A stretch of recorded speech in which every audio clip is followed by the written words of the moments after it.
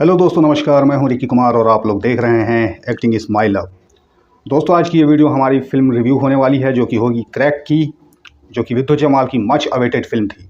इसलिए अब तक अगर आप लोगों ने हमारे चैनल को सब्सक्राइब नहीं किया है तो उसे जल्दी से कर लें और बेल आइकन दबा के ऑल वाला नोटिफिकेशन दबाना बिल्कुल ना भूलें, ताकि जब भी कोई लेटेस्ट वीडियो मैं डालूँ तो आपको वो नोटिफिकेशन मिल जाए।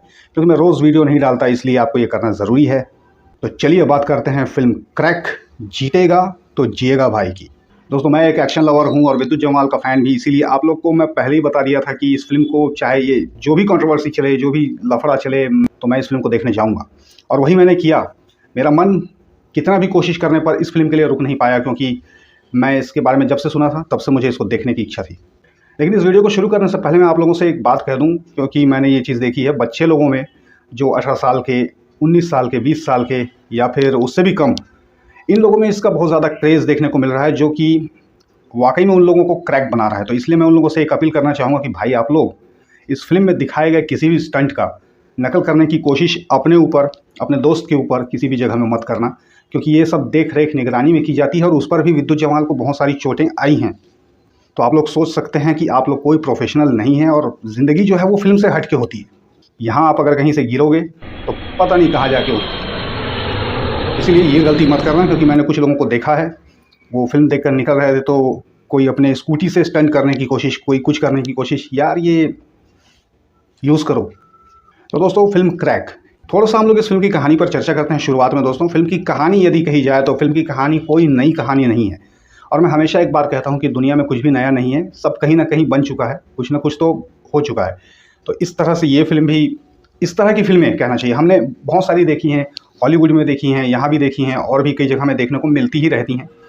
तो कहानी बहुत ज़्यादा नई, यूनिक नहीं है, लेकिन हाँ, दिखाने का जो तरीका है, जो उसका प्रेजेंटेशन होता है, वो इसका अच्छा है। अगर इस फिल्म की बात की जाए तो बहुत सारे हॉलीवुड फिल्मों से इंस्पायर्ड भी है, एडॉप्टेड भी है।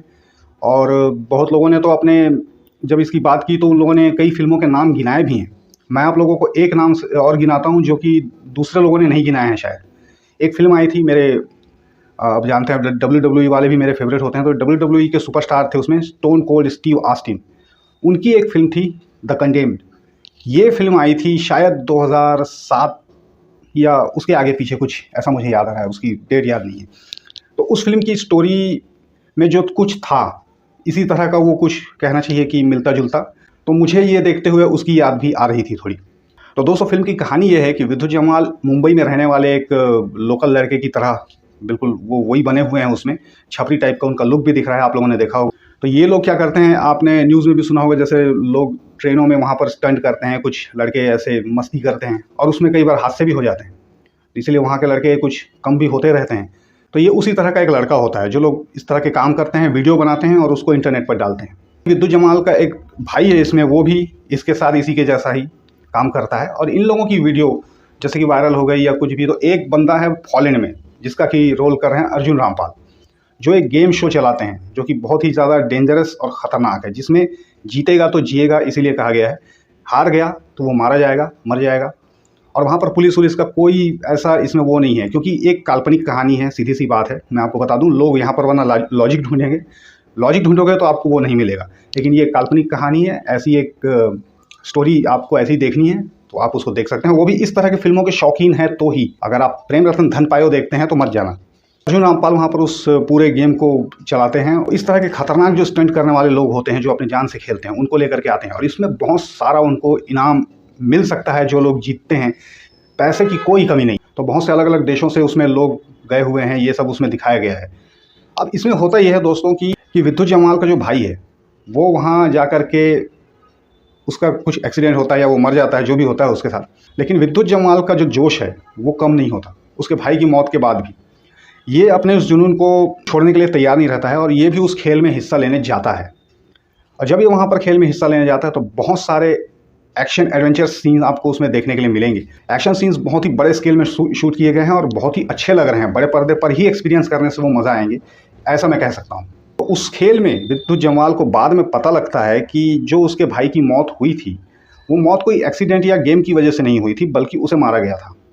उसके बाद विद्युत जमाल के ज़िंदगी का ये भी मकसद बन जाता है उस गेम को जीतने के अलावा, कि मैं अपने भाई के कातिल को भी ढूंढूं, कि उसने क्यों मारा, क्यों हुआ ऐसा, क्या हुआ, ये सब भी उसका एक मकसद बन जाता है।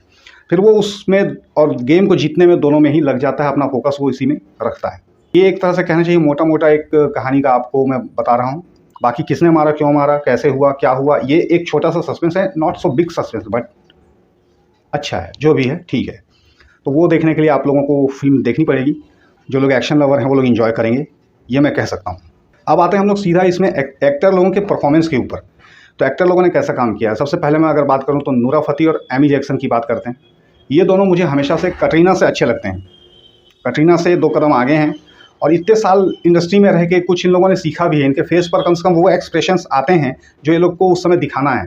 मुझे ऐसा लगता है कि उसके लिए ये लोग दोनों ने बहुत अच्छा काम किया, जो भी इनको मिला है, जैसा भी मिला है, दोनों ने बहुत बढ़िया काम किया। और नूरा में तो टैलेंट है, डेफिनेटली है। कटरीना में तो वो चीज़ बिल्कुल नहीं है, बट उसको पता नहीं क्यों चांस मिलते रहे। लेकिन नूरा में एक्चुअल में थोड़ा सा टैलेंट है।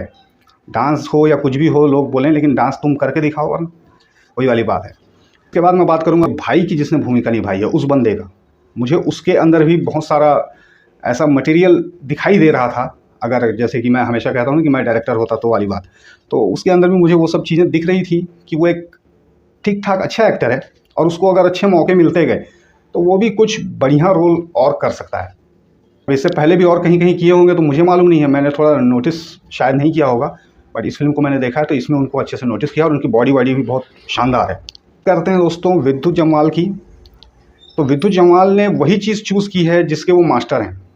और मैं हमेशा कहता हूँ जिस चीज़ में आप मास्टर हैं, जिस चीज़ की आपको चाहत है, वो चीज़ यदि आप चूज़ करते हैं तो उसमें कभी फेल नहीं होंगे।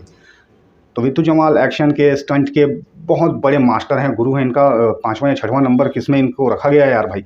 तो उस हिसाब से विद्युत जम्वाल ने बहुत अच्छा, जो वो पकड़ के चल रहे हैं, बहुत अच्छा काम किया। और आफ्टर कमांडो 1 की बात कर रहा हूँ, बाकी के कमांडो मेरे उतने फेवरेट नहीं है। कमांडो 1 के बाद मैंने कुछ उनका अच्छा इसी फिल्म को मैं कहूँगा कि देखा है।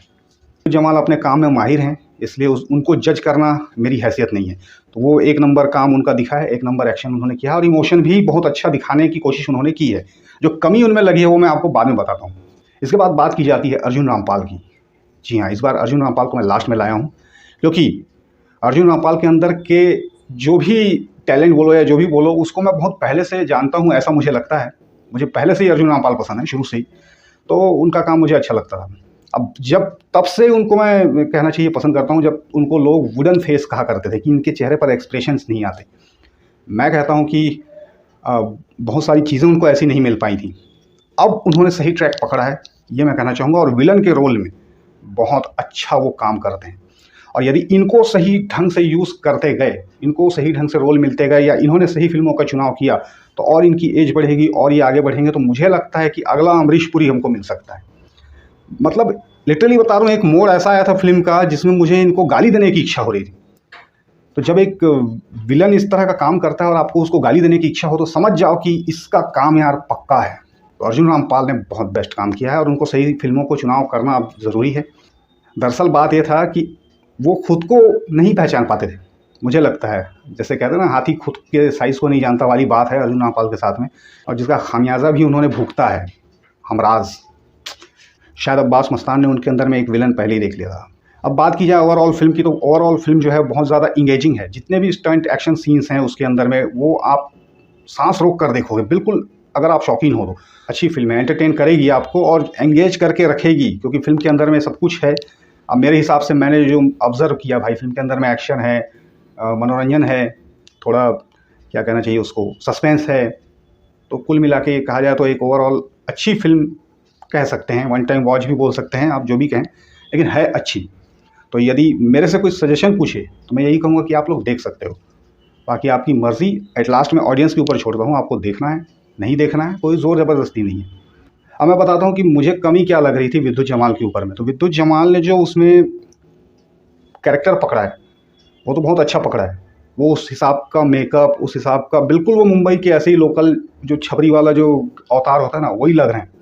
लेकिन कहीं कहीं पर उनकी जो एक्सेंट है, जो फ्लो है, वो थोड़ा टूट रहा था, जिसकी वजह से लग रहा था कि कहीं उनको थोड़ा ना एफर्ट भी लगाना ऐसा पड़ रहा है, इस तरह का मुझे लगा। क्योंकि वो लैंग्वेज उस तरह के फ़्लो में बोलना, थोड़ा जो लोग बहुत ज़्यादा उसमें रमे हुए होते हैं उन्हीं को आता है, और वो बहुत दिल से निकलती है। है ना। उसमें आपको वो भी देखोगे तो समझ में आएगा जो लोग, और फिर इस बात को खास करके वही लोग समझेंगे जो लोग मुंबई या तो जाना आना है जिनका, या फिर जो लोग उस तरह के लोगों को बहुत करीब से देखते हैं। तो बस इतनी सी कमी को छोड़कर मुझे और कोई कमी नहीं लगी। मुझे तो एंटरटेन किया है फिल्म ने, मुझे उसको देखकर ताजगी आई, और मैं कहता हूँ कि जो देखा है वो पैसा वसूल हो गया है, मुझे लग रहा है, मेरे लिए। चाहें तो देख सकते हैं, नहीं चाहें तो आपकी मर्जी है, पर सजेशन की जैसे कि बात कही गई तो देख सकते हैं। इस वीडियो में फिलहाल इतना ही दोस्तों, फिर मिलूंगा अगले वीडियो में। तब तक करना मेरा इंतजार, और जाने से पहले चैनल सब्सक्राइब कर लेना यार। Take care.